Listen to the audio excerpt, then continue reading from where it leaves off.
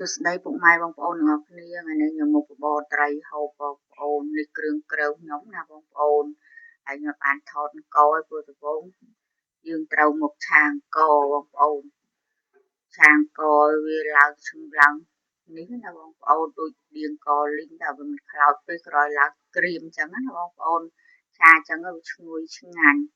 ហើយបន្ទាប់មកខ្ញុំមកឆាសៀងផ្អែមនេះប្រើសៀងផ្អែមឆាវាឈ្ងុយថែមរសជាតិចឹងណាសៀងផ្អែមយើងមិនដាក់គ្រឿងអីទៀតទេក្រោយយើងឆាអ្នកខ្លះសៀងយើងទៅច្រាំឲ្យម៉ត់តែខ្ញុំអត់បានទៅច្រាំខ្ញុំឆាទាំងមូលចឹងណាឥឡូវខ្ញុំដាំទឹកពុះខ្ញុំដាក់អំបិលដាក់រ៉ូឌីដាក់ស្ករសប៊ីចេងហើយក៏ទឹកប្រេងខ្យងអញ្ចឹងណាបងប្អូនហើយយើងមិនសៅ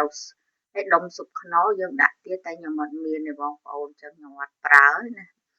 ងាយស្រួលបងប្អូនហើយថ្ងៃនេះបបរថាចង់ទិញបន្លែចង់ថាស្ដេចដុះអីចឹងណា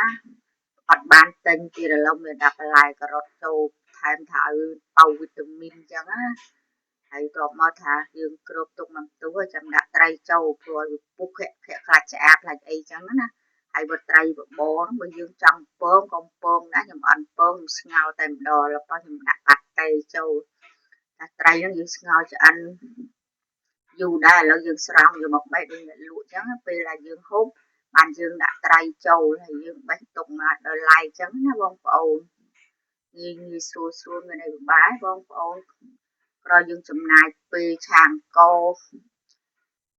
ឆាសៀងឆាអីចឹងណាយើងរកគ្រឿងរកក្រូវច្រើនដែរបបរគ្រឿងបងប្អូនតែឥឡូវគាត់ខ្ញុំបបរអត់មានបន្លែថាពេលយើងហូបដាក់ចូលណាបងប្អូនឥឡូវថានេះហើយខ្ញុំតែរួចរាល់ខ្ញុំដាក់ពងខ្ទឹមក្នុងចូលក្នុងនឹងខ្លាយពេលដែលយើងហូបយើងដាក់ខ្ទឹមពងជីរខ្ទឹម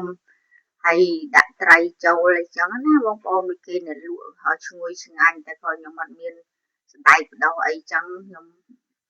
វាអ្នកលក់នៅឆ្ងាយពេកបងប្អូនហើយខ្ញុំទៅផ្សារខ្ញុំភ្លេចទិញឥឡូវហូបតាមណៅចឹងណាបងប្អូនឥឡូវយើងថារៀបចំដូចអ្នកលក់នឹងមានត្រីមានជីរខ្ទឹមអីចឹង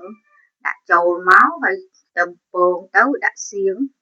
មានអីទំនងតែប៉ុណ្ណឹងក៏បានបងប្អូនតាមសុខសាយជនបទយើងថាមានអីយើងហូបហ្នឹងណាកុំថារើសពេកចង់ឲ្យយើងទិញគេក៏យើងមានគ្រប់សងយើងធ្វើហូបខ្លួនឯងនេះបងប្អូនមើលទំនងដែរតែគាត់ថាទុកមកទុះឡើងរឿងជាអស់ហើយទៅបានថតបានហូបណាបងប្អូនមើលទៅថាជាតិដែរហ្នឹងជួយមើលវីដេអូខ្ញុំផងណាបងប្អូនហើយបើពេញចិត្តជួយ like ជួយ comment បើបាន share កាន់តែល្អណាបងប្អូន